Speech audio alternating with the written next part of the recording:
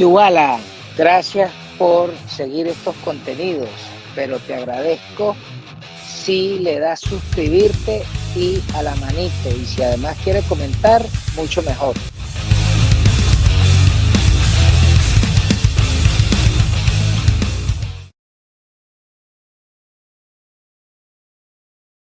Good evening.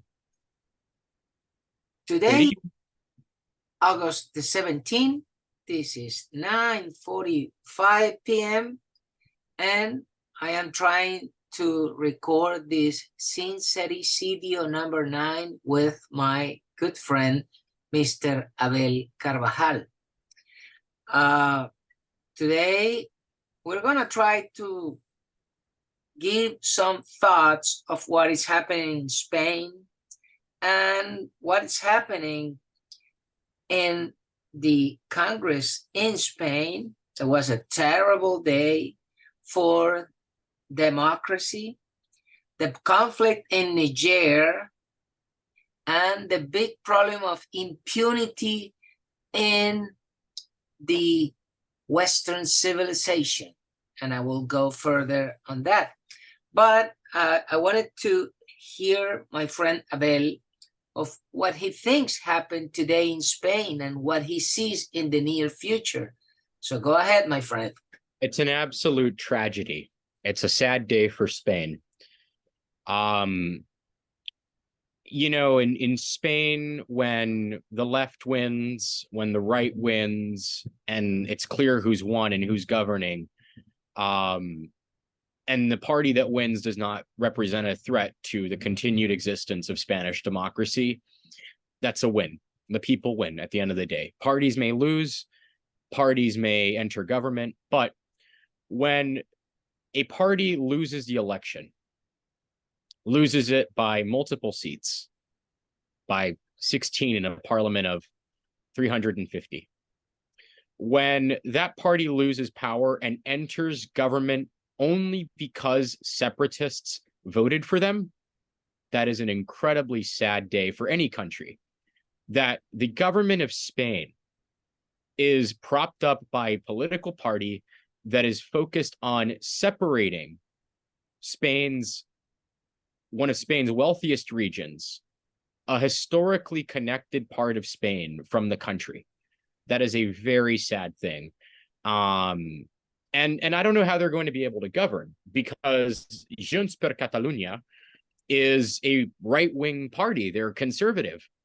They don't just merge with La Esquerra Republicana, which is the other separatist party, because they're right-wing.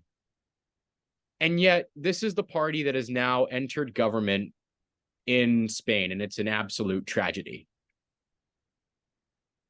So let's give some context to the persons, the people who might like to see this content. First thing, today it was solved the govern of the table of Congress, la mesa del Congreso. That's basically the directive that runs the representatives chamber in the Spanish Congress. They have two chambers. They have the Senate and the Congress, but the government is in the Congress, not in the Senate. Right. In the Senate, the PP, the center-right party, you might call Partido Popular, they have a huge supermajority. But in Congress, today, it was the day to have the ruling. So what happened? First, it seems like Mr. Feijóo, even though he's a conservative right guy, he's betting on destroying the kingdom of Spain has the government the way it is today and the constitution. And that's why he handles himself so bad in the negotiations that all the enemies of Spain and the constitution won today. It's repeating the events that happened in 1933 that became later to be the Civil War of 1936. First thing.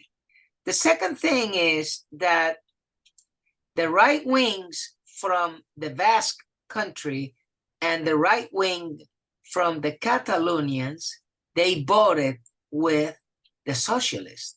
But the thing is that they have an election next year, and how are they going to sell their fish to their constituency when they are siding with the socialists? But that was to prove the table of the Congress. But the worst thing is that the number 3 party, that is Vox, and is the one who gave him the hand and everything for free to the PP, to Feijóo, they didn't want to give any spot, and they allowed the communists from Sumar to have a spot at the table, but not Vox, his normal and his most trusted ally. So I think it was either a shoot on the foot, or is that these hypocrites from the PP, they want to destroy Spain from being a kingdom and try to put it into a republic. No wonder why this guy Feijóo has really terrible laws in Galicia, where he used to be the governor for so many time with big super majorities. And the way he handled himself, it seems like he wanted that result. That was one thing. The other one is to come to the swearing of the president of the government, because now this clown that didn't went with his regular associate, that is Vox voted against Cuca Gamarra, who was his candidate for Congress, because he didn't give them another chance. He forced Vox's hand on the game, and that's why they voted against Cuca. But that's not the real problem. The problem is that when it comes to come up with a government, is the king going to give a chance to Feijóo to form a government? Second, are the Basques going to vote with Feijóo to form a government and have the Congress against him? And is Puigdemont, the Catalonian guy, going to give the votes to Feijóo so they have a spot in the Congress, but they're not going to let him come up with a government? And the last one, when it comes to the budgets, the PP has enough power in the Senate to throw back the budgets. So it means that they're going to have to call elections again. So it's really scrambled eggs with bacon, potatoes, and red peppers and onions and a lot of chili. I don't get what happened there. Go ahead. A Spanish omelet. Oh yeah, big Spanish tortilla. No, I mean, the other problem is that Feijóo's leadership is now in question within the Partido Popular. So you might have a repeat of what happened on the Socialist Party side after Rajoy won both of his elections, where they try to get rid of the leader. The main opposition party cannot be in opposition because they're internally divided. And you have just a Frankenstein government that collapses after 2 years. And so in the interest of Spain, I mean, this is not a stable government that's being formed. Either way, that you have a government that's reliant on the support of Puigdemont. This is not a good day for Spain, and the election was not a good result for Spain because there's no clear future for the country, and they may very well be back at the polls soon. Now that's less likely because Sanchez has secured a governing agreement, but more likely than not, at least.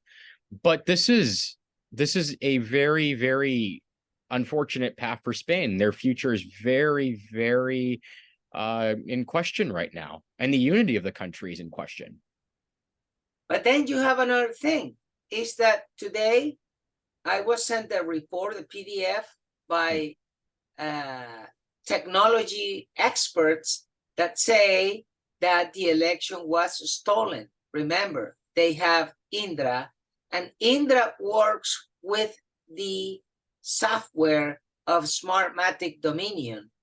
And there's a 500-page report that I haven't got the chance to read it, but the first things that the experts say is that there was tampering in the transmissions of the results. So it's the same trap that happened in Colombia, it's the same trap that happened to Bolsonaro, it's the same trap that happened to the US, and now they did it in Spain. So the thing is that this margin where the power is represented in the separatist and all this Frankenstein thing, but it's the way how they stole the election and how they could take away 5 or 6 representatives from Vox of those places, and that's what's lacking for Feijóo. And the worst thing is that neither Vox nor the PP, they confronted the results. But now there's a report that says that the elections was tampered. Well, I will send it to you. Something that would have to be contested by the individual parties in a court. I'm sure that there's ways that they can do that in Spain. My issue is less with the electoral system. I'm not very familiar with those questions about the software, but I can tell you that the system of voting, at least the system by which they elect representatives, this proportional representation, Spain should consider moving away from that. They should consider that's a crap. That's really crap. But the thing is that the tampering of the system is according to the law. So the trap and the cheating, it's done according to the laws of each state. I mean, it's not a one size fit all, but the software, the system, the way they can get in and trap the results, and then they don't get contested, because the real problem was that they didn't contest when he had the chance to count the votes, and they allowed the results of what Indra transmitted. And that's where you have the big issue. But other than that, you're right. The electoral laws in Spain, it's a tragedy. It's really a tragedy, because it's made that people that they don't have any enough votes, they get so many representatives, like it happens in the Basque Country and in Baleares and in Catalonia. And that's what's been really terrible. But the other thing is that I don't see King Philip fighting for his kingdom. And that really makes me mad, because he basically doesn't, he's not worth it to be a king if he's not willing to fight it. And that's really terrible for Spain, I think. Well, I've never been a believer in monarchy. I mean, I'll tell you the truth. In the perfect world, there would be no monarchy. I'm a Republican through and through. But the Spanish political system would be completely debased right now if the king was no longer ruling the countries like head of government, or not head of government, head of state. Because the king plays a role in nominating candidates. Spanish democracy, as it's structured at this present moment, depends on a monarch being present. And that's the Constitution. Yes, it is the structure of Spain. And right now, I don't think Spain should be getting into conversations about the structure of the country, because if they do, the country will fall apart. The same way that Yugoslavia fell apart, the same way the Soviet Union fell apart. Spain, a 500-year-old, 520, 30-year-old project of Spain, would cease to exist. And a country with a beautiful and at times dark history, but a country that has had so much impact in the world. And it's in genuine risk. They don't have a stable government. They don't have a lot of factors working for them. And it's a shame, because there's things that could work in their direction. Spain could become a European energy hub. They have liquid gas. They have pipelines bringing in gas from Algeria.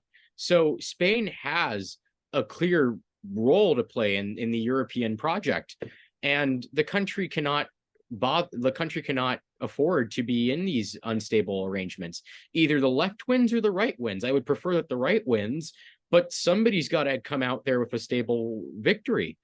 And the more that we're in this scenario, the shenanigans of forming government thanks to the help of these regionalist parties, that's a problem. If Spain had MMP, like Scotland, like New Zealand, like Mexico, it would be a completely different picture. A party would not get seats unless they cleared a certain threshold. And that's what Spain should look to doing. And arrange the system to make it on a national list, partially on proportional representation. That way, the 2% that the separatists win doesn't become 7% of the seats or whatever. That's what I would like to see done within Spain. Because you have regional parties winning a significant amount of seats. Yeah. And now the other problem that Spain has is that they're member of NATO. But if they're going to have ministers, secretaries in the government that are communists, declared communists, that are in favor of Russia and in favor of China and in favor of Iran and in favor of North Korea and Venezuela, that's really a problem to be joining the table in NATO with traitors. No, not traitors, but enemies.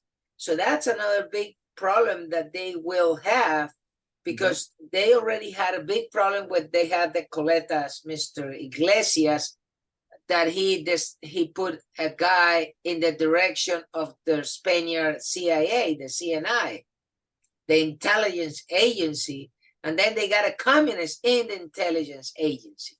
So it looks very terrible, but the kicker of all that is impunity. And that's the real problem. The problem with Western civilization is impunity. People are not respecting the rule of law. That's what happens in Spain. The way this guy Sanchez can do all this is because impunity. They changed the laws in the National Tribunal, and they took away the punishments for sedition. They took away the punishment for embezzlement. Now let's start with the basics for a second.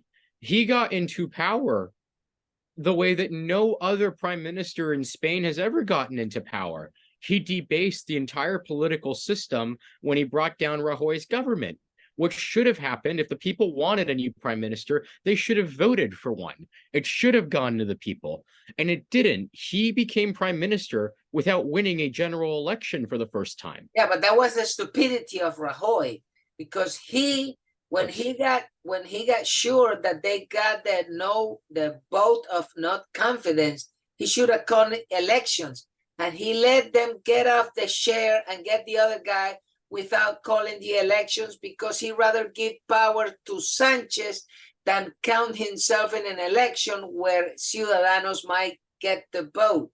So and Ciudadanos could have been in a position to form government at that point in time. They were leading in the polls at one point. Yeah, but he should have called the elections and not let the vote of confidence go through. Absolutely. like the president did in Ecuador. So which is another unfortunate story taking place.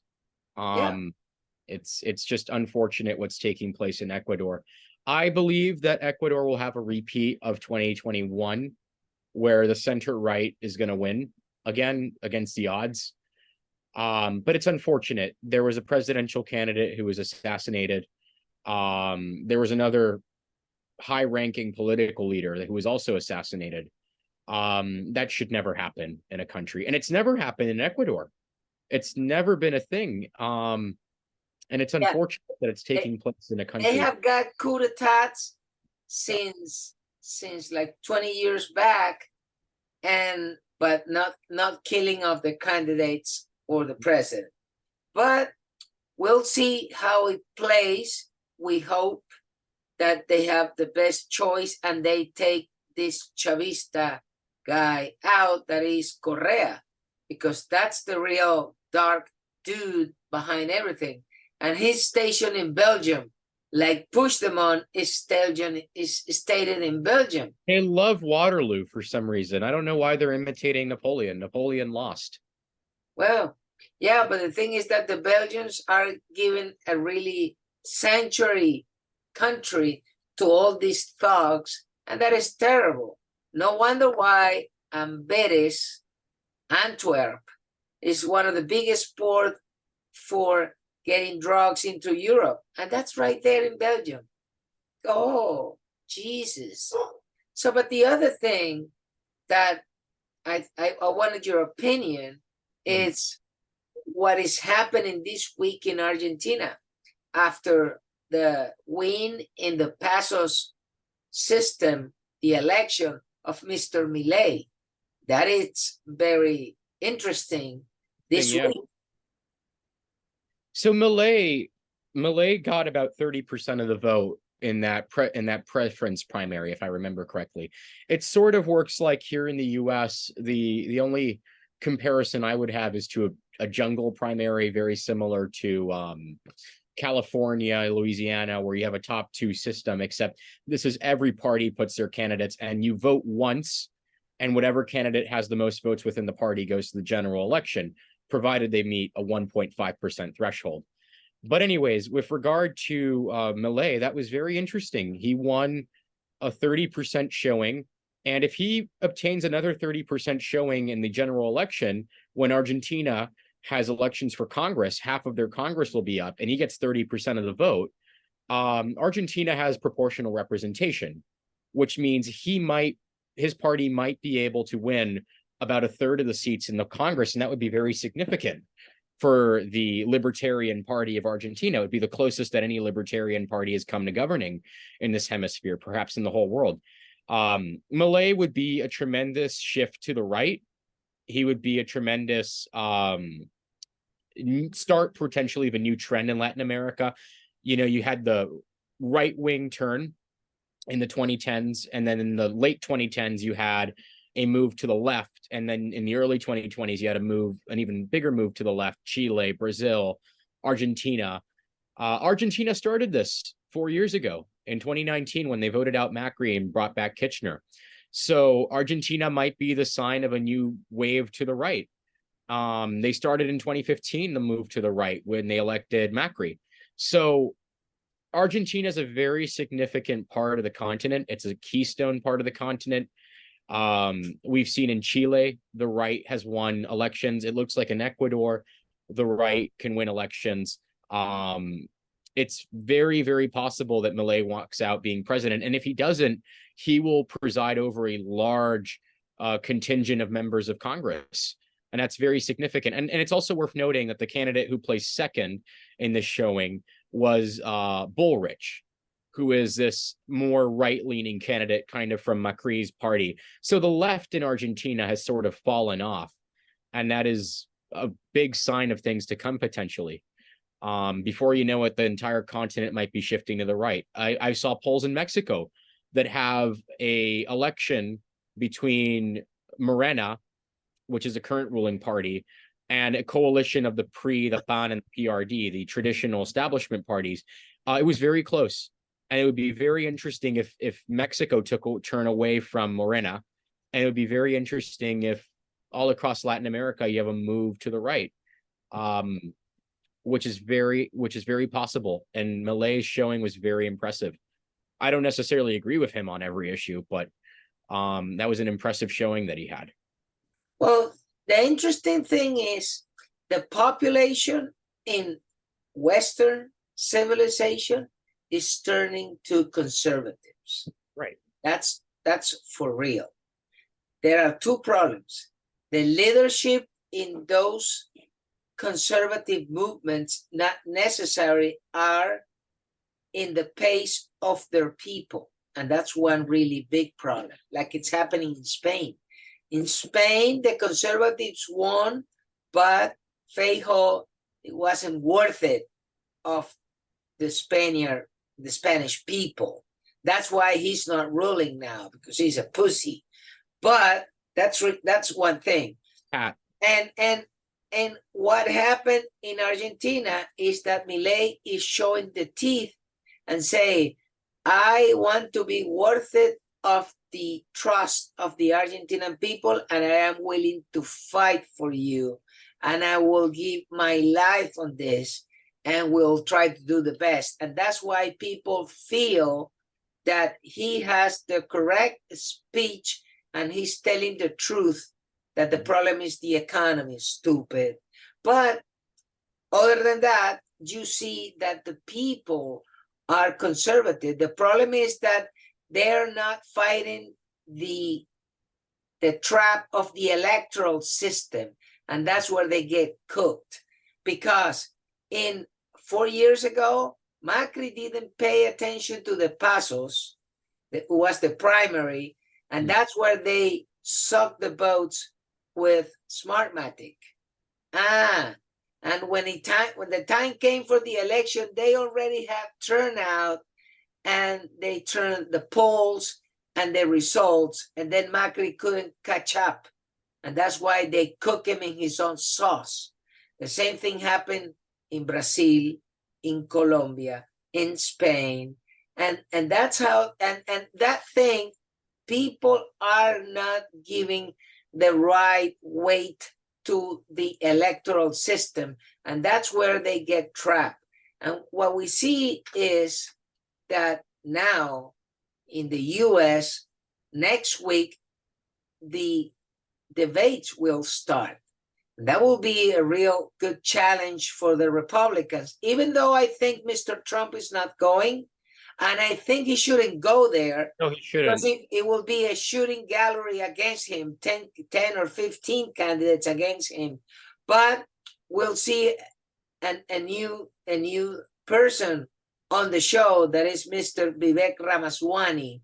Yes. That guy is really kicking butt, I think. So I'm looking for there's a political cartoon that I saw this morning. I'm going to see if I can upload it, show it on the screen here.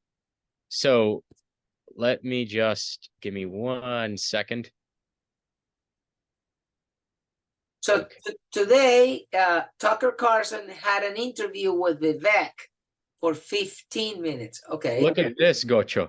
So we've got Chris Christie, New Hampshire. He's a big dude. Yeah. And DeSantis's poll numbers are getting eaten by Christie. You know why this is happening, right? Because there was actually a poll that had Chris Christie ahead of Ron DeSantis in the state of New Hampshire. So this is a very interesting situation that we've got right now taking place. I'm going to see if I can deactivate my share screen function here. Give me 1 second. 1 second. Uh-oh. Stop screen. There it is. So sorry, I'm not as technologically inclined as a 20-year-old should be. No worries. You do quite a lot better than I do. Thank you. But you've got DeSantis is cratering completely. And so there was actually a leaked memo within the DeSantis campaign which showed that his strategy was to go after Ramaswamy. That means that he's scared of Ramaswamy. And what they're not talking about with right now is that the conclusion is very clear. Donald Trump will be the nominee of the Republican Party. Whether you like that, whether you don't like that, he is going to win the primary. You don't lead by 40 points 3-4 months out of the primary starting, more like 5 or 6, but you don't lead 5 months out of an election by 40 points and lose it. So it would be very difficult, whether that's for better or for worse. The Republicans are more than likely going to renominate Trump.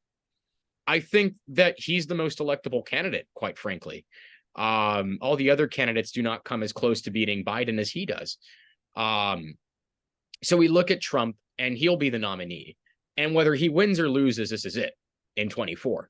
If he wins, he continues, serves a 4-year term, and that's it. He's done. If he loses, I don't think he comes back at 81 years old and runs again.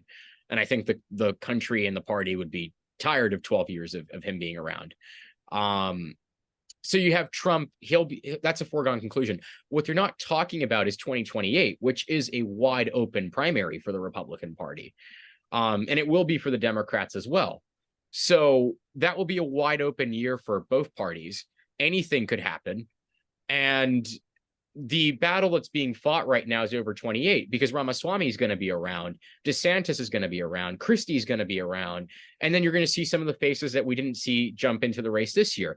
Pompeo, J.D. Vance, Josh Hawley, Tom Cotton, Kelly Ayotte will come back as governor of New Hampshire, according to some polls. Katie Britt, a lot of young, inspiring, principled conservatives. Glenn Youngkin from Virginia. Glenn Youngkin, another excellent candidate. So we're going to have a very talented crop in 2028. And Ron DeSantis might be thinking about 2028 because he's not going to win the primary this cycle. He'll have 2 more years in Florida. He can govern here for a little bit more, get some more laws passed, maybe try to rehabilitate himself after this session that he's had. And maybe he takes a national spotlight again. Maybe he can bet on himself that way. But the race for 2028 has started, and he's going to try to soil Vivek Ramaswamy, who's another young candidate who could be a very significant presence. If Trump was not in this race, I think Ramaswamy would be leading it right now. And that's a very genuine possibility that Vivek Ramaswamy would be the front runner in this race had Donald Trump not run. No, and especially when you have that many of the candidates are part of the swamp. So the only guy like Trump who is outside of the box is Ramaswamy, and the guy's telling so many truth to the head that it's another Sincericidio the way he's doing it. And the other thing is that the guy is not afraid to go to, any fire pit where they have all these killers and sharpshooters, and the guy doesn't care, and he goes everywhere and they shut their mouth. And that guy is amazing. What Yes. I've seen. And the other thing is that there's a whole bunch of rhinos that won't be around by 2026 because Mitch, the guy from Kentucky, he should be 6 feet under. Huh? Let's talk about Mitch McConnell for a second. Yes. Kentucky has a very important governor's election in November, and there's an incumbent Democrat running for re-election. The talk around town is that should the Republicans win that seat, remember, if a senator resigns, dies, whatever happens, if a senator leaves the Senate for whatever reason, the person who appoints the replacement is the governor. At this present moment, that's a Democrat. If the governor's seat changes hands, there's talk that Mitch McConnell will resign and leave the Senate. He's in his 80s. There's not a lot more for him to do anymore. And he's not in the majority. You want him to do anything else? Man, that guy's been really I'll defend him on something. He held the line when it came to Kavanaugh. With Kavanaugh, yes, but also with Garland. Merrick Garland, the man who's now Attorney General, would have been on the Supreme Court had Mitch McConnell not led the I remember when he stopped the nomination of Garland. I remember that. That's a big deal. But he got well paid because his wife got to be the Secretary of Transportation for 4 years and had a lot of money to run. But if the guy, he's been behaving like a regular swamp creature, and now I don't think he's a good deal for your party right now. No, but no. like you said, party is with J.D. Vance, Josh Hawley, Katie Britt, Glenn Youngkin. But even within the Senate, I mean, we just have a lot. Jim Banks will make it to the Senate next year out of Indiana. We have a lot of very good, young, principled, sincere conservatives within the Senate. I mean, that's good. We're contributing to the Congress becoming younger. And all of a sudden, we're the party of old white men. And that's not the case. We're not your dad's Republican Party anymore. Well, and the other thing is that Mr. Pence will be out too. I hope he crash and burns. The way he's playing it, he's being really a lousy guy. And Christie will be his last time, because I think the only favor he has done to your country was nominating Mr. Ray to the FBI. That's the best thing he has done. And that's really been a creepy decision. But we will see how it goes. And for the last thing here, this week, everything seems to go ahead. Mrs. Machado is running ahead in the polls, but everything seems that the communist government is not going to let her run. So we just hope she gets the nomination to be the candidate and leaves our country and goes out to do lobbying, because we need somebody to lobby, in favor of our country, and not all these whole bunch of traitors that they've been in the same bed with the communist government. And that's really one of the problems we have down here. Yes. So we've talked North America, we've talked South America, we've talked Europe. Let's talk Africa right now. There's a big deal taking place in Nigeria, out in West Africa. Nigeria is about to lead an armed coalition into Niger over the coup that took place. Yeah, they're not doing it now because of the rain. And they're not doing the thing they're not doing it now is because the rains make that a whole mud, and they cannot go forward. And that's why they haven't invaded. But they think that by September, if they don't fix their negotiation, they're going to get in Niger, because they cannot allow that. And that's one of the main bases of the U.S. for special forces to fight Boko Haram. So that's not an easy cookie now. No, and I would imagine that the presence of the Wagner Group, an organization that is meant to discredit and discredit and create instability within the West, the Wagner Group would love to create chaos along that northern part of Nigeria, which is where Boko Haram operates from. It's a question of state security for Nigeria.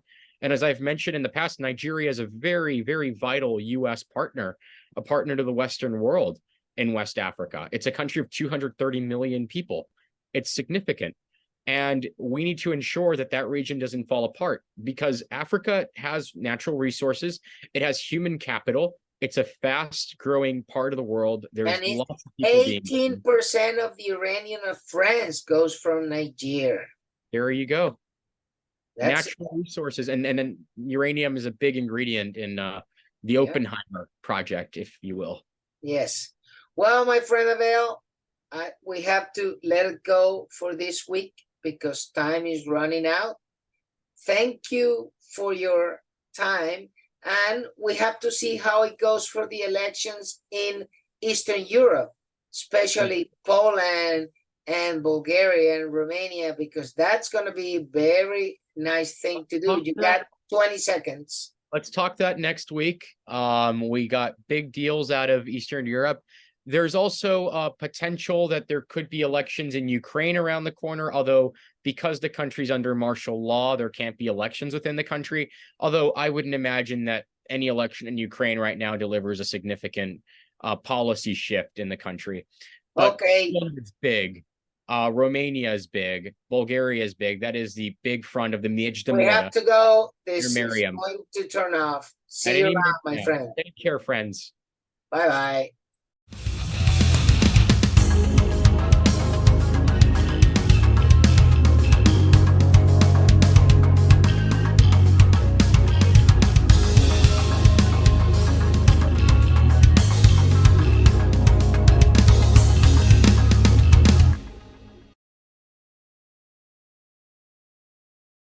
Bollito de corazón a 2.500 el paquete, hallacas de pollo a 2.500 cada una, a la orden los bollitos de mazorca a 2.500 el paquete, bollito de corazón.